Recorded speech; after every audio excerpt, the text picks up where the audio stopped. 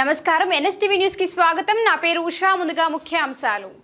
పలమనేరు పట్టణంలోని రాధా బంగ్లా వీధిలో ఆస్తి వివాదం ఉద్రిక్త పరిస్థితులకు దారితీసింది. స్థానికంగా నివాసముంటున్న సుబ్రహ్మణ్యం ఇంటిపై గుర్తు తెలియని వ్యక్తులు దాడికి పాల్పడ్డారని బాధిత కుటుంబ సభ్యులు ఆరోపించారు. దాడిలో ఇంటి గోడల ధ్వంసం కావడంతో పాటు ఇంట్లోని పలు సామాగ్రి నష్టపోయినట్లు సమాచారం.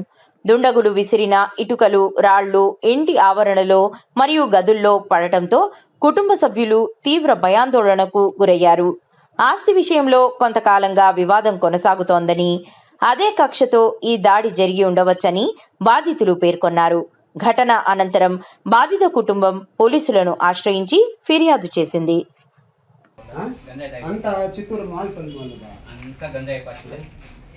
ఎవరినంటే వాళ్ళు డబ్బిచ్చి పిలుచుకొని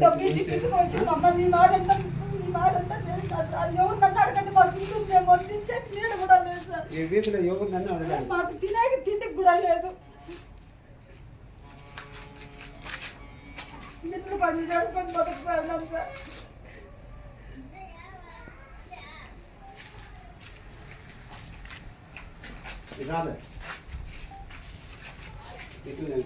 సార్ అందరినీ అడ్డం పోయిన వాళ్ళంతా మా కూతుర్ని కూడా అలా అయితే గోడకేసి పెట్టేసారు సార్. గొంతు వేరే పిచ్చి పెట్టేసినారు సార్. నాకైతే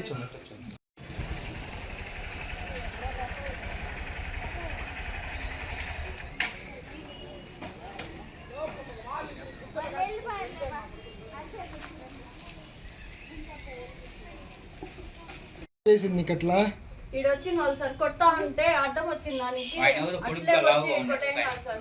రెడ్ కలర్ టీ షర్ట్ ఒకడు వేసుకొని వచ్చినాడు.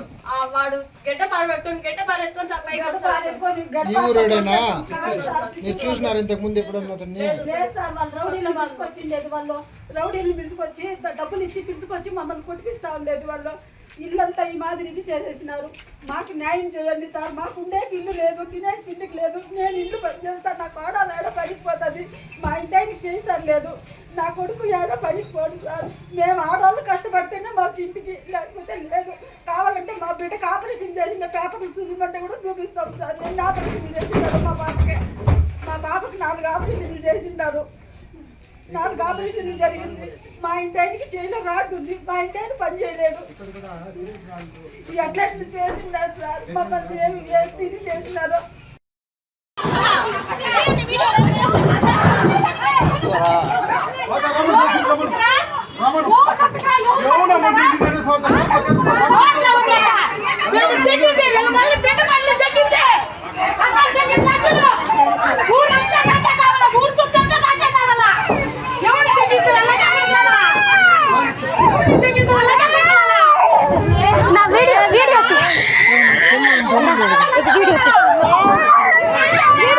చూసాను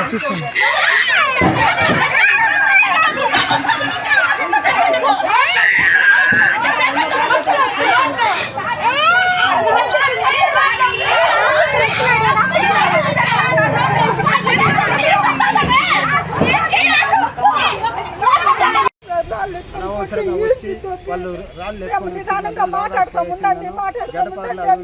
ఎత్తి వాళ్ళు జిట్లు పట్టుకొని లాగి ఎవరు కొట్టినారు? ఎందుకు అంటే బయట నుంచి పిలుచుకొచ్చింది. వాళ్ళ చిన్నమ్మ కూతుర్లు ఉన్నారు. డబ్బు ఇచ్చి కొనుక్కొని వచ్చిన మనుషుల్ని మమ్మల్ని కొట్టించినారు సార్. ఎందువల్ల కొట్టినారు? మా ఇల్లు మాది సార్. మేము డబ్బు పెట్టి కొనుక్కుంటాం. వాళ్ళు కోర్టుకు వేసినారు. సరే కోర్టులో ఉంది. మాకు ఉండేకి ఇల్లు లేదు, మాకుండేకి ఇల్లు లేదనేసి మేము రేట్లన్నా వేసుకొని ఉంటాము. మా ఇంటికి చేయి దెబ్బ తగిలింది. నా కొడుకు బిడ్డకి ఆపరేషన్లు 6 లక్షలు 7 లక్షలు ఖర్చు పెట్టుకొని ఆపరేషన్ చేసుకొని వచ్చింది సార్. మాకు ఉండేకి ఇల్లు లేదని రేట్లు వేసుకొని 2 రోజులు దాంతోనే ఉంటాం అనుకుంటే మమ్మల్ని ఇట్లా బట్టి ఈడ్చి కొట్టి చేసినారు.